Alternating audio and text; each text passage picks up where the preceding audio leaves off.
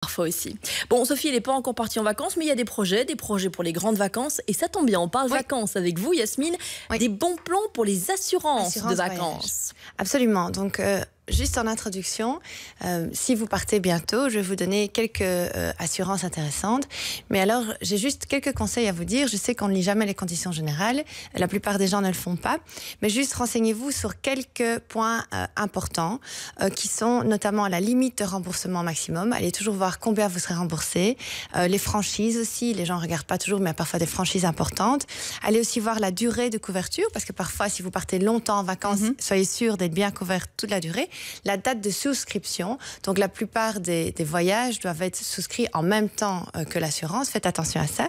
Et alors, les dernières choses, allez voir les couvertures territoriales. Parce que si vous partez en vacances dans un pays exotique, parfois, ce n'est pas couvert. Donc, faites toujours attention à ça. Et alors, les personnes assurées, parfois, on prévoit que c'est les personnes à partir des 18 ans qui sont assurées ou qui habitent en Belgique ou en Europe. Donc, vérifiez toujours un petit peu ça. Si vous n'allez pas lire les conditions générales, renseignez-vous auprès de votre assureur, tout simplement. Alors, la première assurance, c'est l'assurance annulation. Alors, pourquoi c'est intéressant de la prendre? Eh bien, parce qu'elle couvre tous les pépins, tous les imprévus avant les vacances. Donc, par exemple, Sophie, vous partez en vacances. Je me casse une jambe. Voilà. Je ne peux plus partir. C'est très positif ce matin. C'est ça qui est bien. Sophie, vous prenez l'avion, vous prenez votre voiture, vous partiez tôt, vous dites génial, pas de trafic, tout se passe bien, je vais avoir mon avion. Et puis, bam, patatras, vous faites un accident. Vous ratez votre avion, qu'est-ce qui se passe? Eh bien, si vous n'avez pas pris l'assurance annulation, c'est difficile de récupérer votre réservation vol. Alors, il y a plein d'autres cas, évidemment. Moi, par exemple, pour vous dire mon exemple, quand j'étais enceinte, j'avais prévu un voyage assez loin, dans un pays assez loin, et j'ai dû annuler parce que j'ai eu des problèmes à la fin de ma grossesse. Eh bien, j'ai dû quand même me battre. J'avais l'assurance annulation, mais il faut quand même prouver certaines choses. Il faut que l'assurance soit prise avant la grossesse, et aussi, c'est souvent dans les derniers mois de la grossesse que c'est prévu. Donc, tout ça, renseignez-vous bien. Il y a plein d'autres cas qui sont prévus.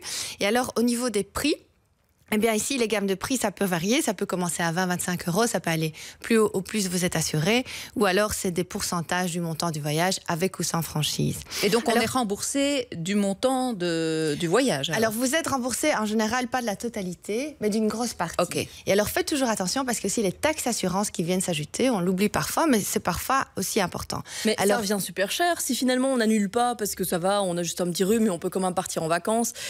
Ça peut revenir cher, mais comme je dis, il y a des petites assurances annulation qui débutent à 20-25 €, plus la petite taxe assurance.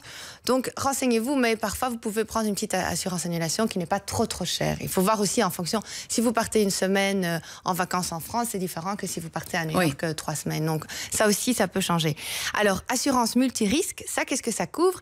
Eh bien, ça couvre aussi bien les pépins, les imprévus avant que pendant les vacances. Donc, ici, c'est souvent quand vous partez plus loin, par exemple, vous faites un long voyage en Afrique, au Kenya. Bon, là, vous avez besoin parfois de plus de couverture. Ça va couvrir plus aussi tout ce qui est frais médicaux, rapatriement, amélioration du séjour, ou si vous avez un pépin avec votre bagage, home assistance, etc. Et alors, notre assurance qu'on a ici ne couvre pas ça. Ça, je vais en parler après. D'accord. Donc ici, je vais vous parler des 3 assurances Sophie, et puis passer une chose à la fois. Dernier point. Alors, la troisième assurance, c'est l'assurance assistance et bagages. Ici, on en parle aussi surtout dans le cas de vos bagages. Ça couvre aussi les imprévus avant et pendant les vacances. Donc, un autre exemple, par exemple, pendant les vacances, vous glissez au bord de la piscine, vous avez un problème avec votre bagage ou la glace s'en prend à votre système digestif. Tout ça, ça peut arriver. Donc, c'est toujours intéressant d'avoir ce type d'assurance. Mais bien souvent, ça arrive que l'agence où vous allez réserver votre voyage prévoit cette assurance d'office, elle vous le dit, et donc, vous prévoyez en plus. Alors, justement... Yasmine, vous parlez de bagages, justement. Imagine, on a perdu sa valise, on arrive à l'autre bout du monde, on n'a plus rien. Il y a une assurance pour ça? Oui, l'assurance assistance. Donc, qui couvre les vols, la perte ou même le fait que vos bagages soient abîmés. Tout ça, ça couvre l'assurance assistance et bagages. Ça couvre.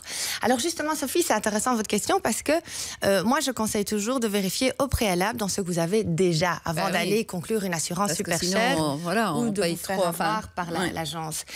Évidemment, la première chose à vérifier, c'est de votre assurance complémentaire de la mutuelle, parce que sachez que depuis 2012, les mutualités ont eu l'obligation de s'affilier à une assurance complémentaire qui va venir garantir pas mal de choses en plus finalement. Vous savez, cette petite carte européenne d'assurance maladie, il faut les demander toutes les années. Hein. Donc elle expire, moi je viens de les redemander puisque j'avais toujours celle de l'année d'avant.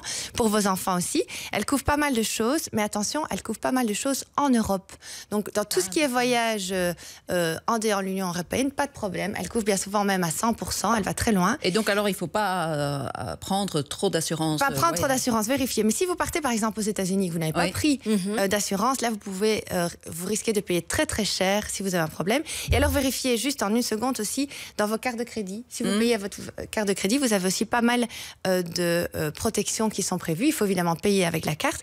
Vous avez aussi l'assurance habitation et familiale qui couvre l'ARC, les dommages aux tiers, l'assurance voiture qui peut couvrir vos propres dommages, et alors tout ce qui est fédération, si votre enfant va au ski ou école de voile, là aussi il y a pas mal de frais qui sont couverts, comme par exemple les cours, il rate quelques cours, et bien ça parfois c'est remboursé, donc renseignez-vous. En quelques mots, des sites internet où on peut se renseigner? Voilà, alors ici vous avez les quelques sites intéressants.